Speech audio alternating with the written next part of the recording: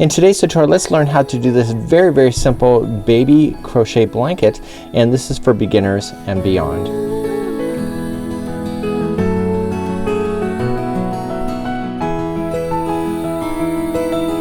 Welcome back to the Crochet Crowd as well as yarnspirations.com. I'm your host Mikey. Today we're going to work on a very simple baby blanket. For those that are new to crochet, this is a perfect Afghan for you to try for the very first time. I'm going to break down the steps nice and easy for you.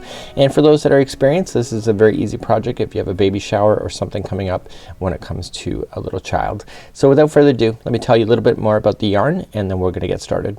So here are two brands of yarn. One's called Bernat blanket, the other one's called Bernat baby blanket. What is the difference between the two? The only difference is marketing. So for example, Bernat blanket here is more geared to home decor. It's more solid colors, more adult in nature, where the Bernat baby blanket here has colors that you would see typically in baby Afghans, baby colors, nursery rooms, even colors that are more geared for kids. So you can actually mix and match. What you will know and what you should know is that there's no two colors the same. So for example, the Bernat blanket, there's no colors that are in this line that are also in this line. So you can look in between the two and actually kind of mix and match. So if you're looking for a vintage white, you'll look for this one. You're looking for pure white, you're gonna look for this one. So you just mix and match and it's a lot more easy.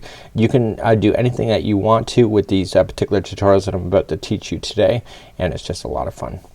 So in today's tutorial we are going to be using the Bernat baby blanket because it has the light blue line in it. Also has pure white, so that's also in this line. So you can mix and match any of the projects that we're doing today. So if you like a color that's in this line instead, you know, the world is your oyster. You can go ahead and do that.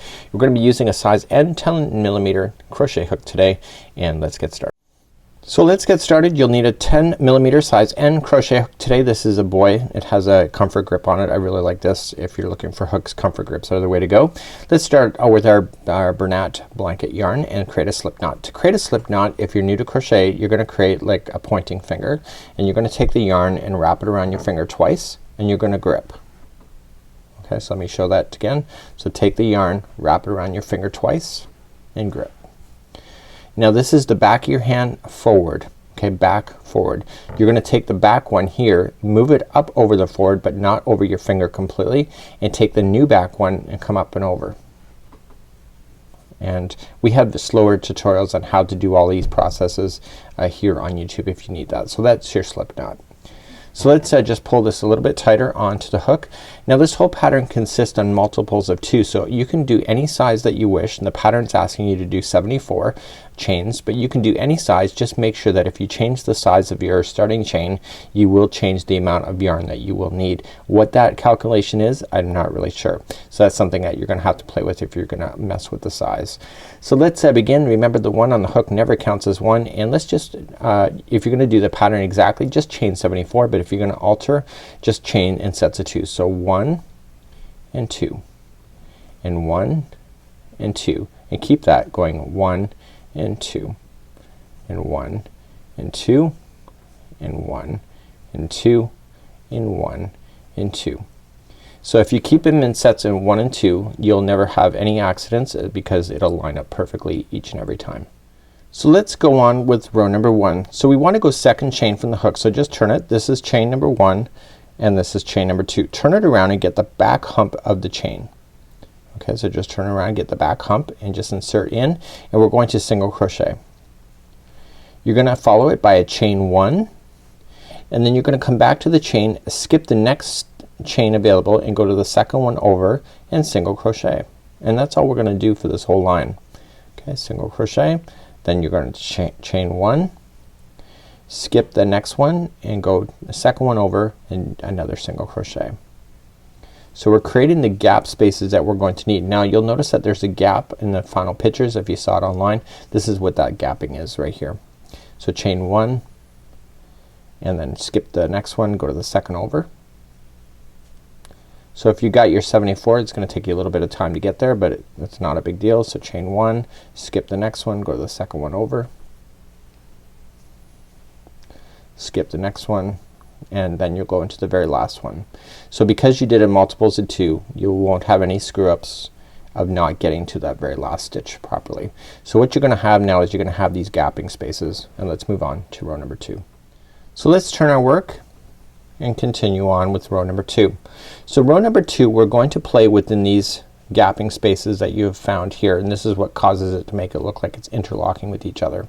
So to do the very first one, okay, we're going to chain 1 first, and we're going to single crochet into the first one, okay, right on top, and we're going to single crochet right into the next chain 1 space. Okay, so rows 2 and 3 are the repeat pattern, so there's 2 different rows to follow. Once you get that done, chain 1, skip the next single crochet and go right to the next chain 1 space and single crochet. So then chain 1, go right to the next chain 1 space and single crochet. Chain 1, skip and go to the next chain 1 space.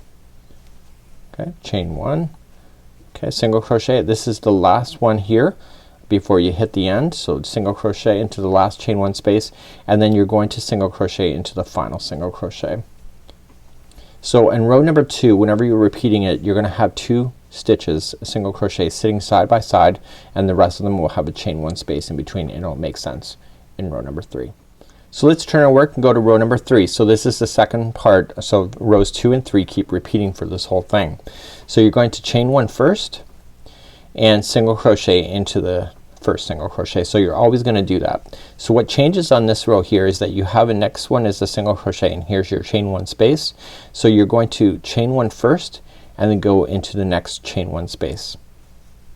Okay, so what you're looking at here is that the first one always starts off and you have like a space, and then this one is solid, and then you're creating a space again. Okay, so this is how it's gonna repeat. So once you get that done, chain 1 and then single crochet into the next chain 1 space. Single crochet, single, or sorry, that was chain 1, single crochet into the next chain 1 space, chain 1, single crochet in the next chain 1 space, and then chain 1, and this time skip over to the second single crochet. See, there's 2 in a row, and that completes that. So I'm gonna turn the work and show you how to start row number 2 once again. So just turn your work, chain up 1 to begin, single crochet into the top of the first one. So you're always gonna do that. So this time there's a chain 1 space ready for you, and then you keep moving down the road. So because it's right there, you're gonna go a single crochet into it first, then chain 1, and then keep going across. A single crochet, chain 1, single crochet, chain 1, single crochet, chain 1, single crochet, chain 1.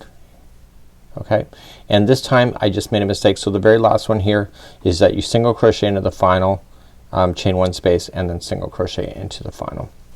So let's turn our work and review number 3 again. So this time, okay, we chain up 1, single crochet into the first one. So you look in the row below, there's a single crochet there first, so you have to chain 1 first and then go into the next space for single crochet. Okay, do you get that? So every other row we're just start how we start changes. So chain 1, and I'm gonna finish this line because that's all you have to do. You just have to use up your 2 balls of your main color. In my case it's baby blue. When you get to the end, chain 1 and go to the final single crochet. And I'm gonna fasten off at this point, and then I'm going to show you how to do the border that is on this particular afghan. For tutorial reasons I don't want to fasten this off because I don't want to waste my yarn because I'm gonna use it for another tutorial. So I'm going to just grab my next color, which will be white, and I'm gonna create a slip knot. And all I'm just gonna do is right where I finished off the last one, and I'm not finishing off that one just because I don't want to waste my yarn, is that I'm gonna insert into the very corner, and I'm gonna work myself down an edge. So not back across, but down one edge. Just take the yarn and fasten on, chain 1, and do 3 single crochets into the same spot. So 1,